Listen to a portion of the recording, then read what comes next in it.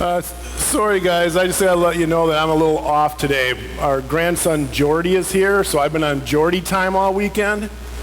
And when I was leaving, he just finished his meltdown on the family room floor because he wanted his second breakfast, and Bentley, his 80-pound dog, was behind our love seat, between the love seat and the wall because of the thunder outside. So morning was going really well at the Smith house.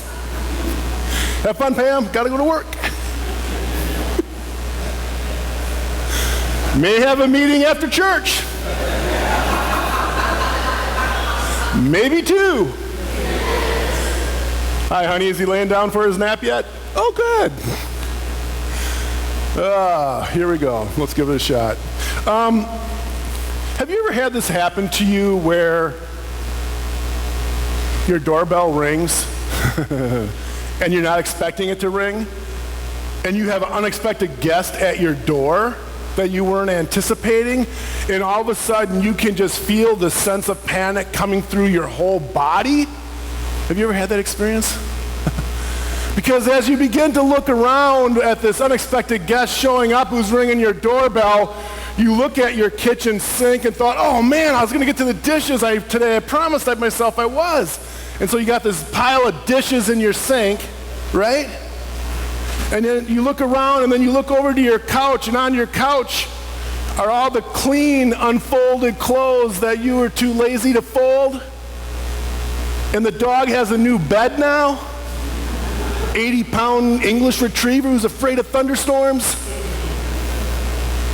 Or you look around some more and you realize that your kitchen counter, you know, the black hole, all that mail you don't know what to do with, you're not sure if you should recycle or throw out, and so that pile just slowly grows and grows and grows. And then you kind of notice in a certain light that there's a cobweb between your pile of paper and like the light fixture. Or the dust bunnies on the wooden floor. They all have sticky notes with names by them because your kids named the dust bunnies. But your doorbell's ringing, you have this sense of panic of this unexpected guest, and you don't know what you're gonna do, and you're thinking, oh my gosh, what are they gonna think? Have you ever thought that? Yeah? So now we have this dilemma. Do we answer the door or don't we? And you look out the window and go, drats, the garage door's open and the car's in there. And so we strategically go to the front door and we strategically open it an inch and a half and say, hello. We've all been there at some point, right? That unexpected guest who shows up. Well, in our gospel lesson from Luke today, Jesus shows up at the home and drops in on Martha and her sister Mary. And I think there might have been a sense of panic for the two sisters. I mean, maybe their house had some dirty dishes. Maybe the laundry wasn't folded that was sitting on the couch. Who knows? Maybe there were some dust bunnies. I don't know. But there was another reason for the two of them to have a sense of panic. Now think about this. Think about this for a minute. In Jesus' day, in the Middle East,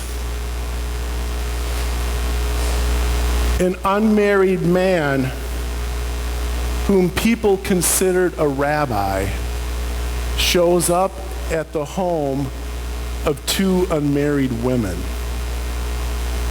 Think about that for a minute. Might there be another reason for the two women to have a sense of panic at this unexpected guest, besides maybe their house being a little trashed and messy and out of order? But here's the deal with what was going on. You see, Martha had an obligation to show hospitality. In the ancient Middle East, it was expected that if a stranger showed up or dropped in at your home, you had the moral and social obligation to show hospitality. Not like in our Western culture, right? If our doorbell rings of an unexpected guest, we have a decision that we're going to make. Do we or don't we answer the door? I don't know how it is at your house. A lot of the times our house is in pretty good order, but every once in a while we have a day and Pam will say, yeah, our house is not drop-in ready today. And maybe you have that too. So we have options, but you see, Martha, who was the homeowner, she didn't have an option. When Jesus dropped in on her and Mary, she had the moral and social obligation to make sure that Jesus, as a guest, was given the act of hospitality to make sure that all of his needs were met. Food, shelter, refreshment, whatever he needed, that was her role. It was expected.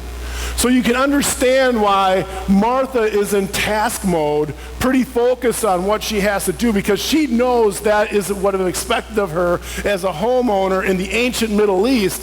And so I don't blame her for being upset at Mary, who's just kind of laying around not doing a whole lot.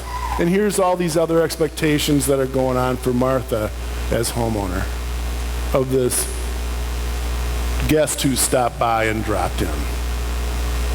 But this story, I don't want us to get this mistaken.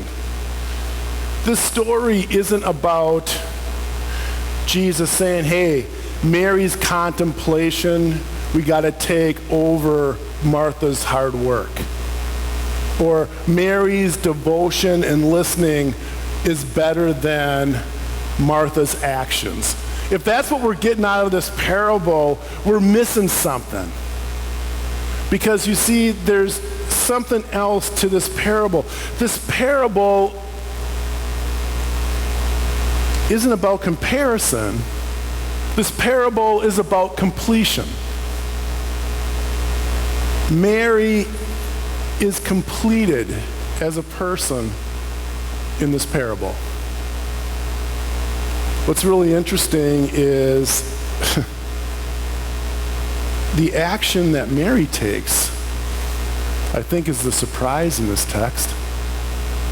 Mary takes the position of a disciple and has the audacity as a female to sit at Jesus' feet. In a time and in a culture when that probably wouldn't happen. And that's the beautiful thing about this story, because you see, Mary is reaching for the new possibilities that she has in Jesus Christ. Mary knows that her life can be different. Mary knows that because of Jesus, her whole being and purpose can be different. And the beautiful thing that Jesus gave her that day is that as a woman, she too could be a disciple of God's word. It's not a story of comparison. It's a story of Mary being completed as a person, as a woman, and as a disciple of Jesus Christ. She was doing what any good disciple would do, listening to the Master teach and preach and speak. In our lives, we too, like Mary, have a chance of new possibilities. We too have a chance to have our norms busted open so that we can live in a more complete way, the way that we are called to do as disciples of Jesus Christ. Yes, our house might be messy once in a while. Yeah, our schedules get pretty chaotic and we can't keep up with it. And we're behind on our checklist of things to do that we're expected to do. But yet, like Mary, we have the chance to live into the completeness and new possibilities as disciples. May we, in the midst of our discipleship, show hospitality. And may we, when the doorbell rings unexpectedly, have the courage and the faith to answer, because it may be Jesus. Amen.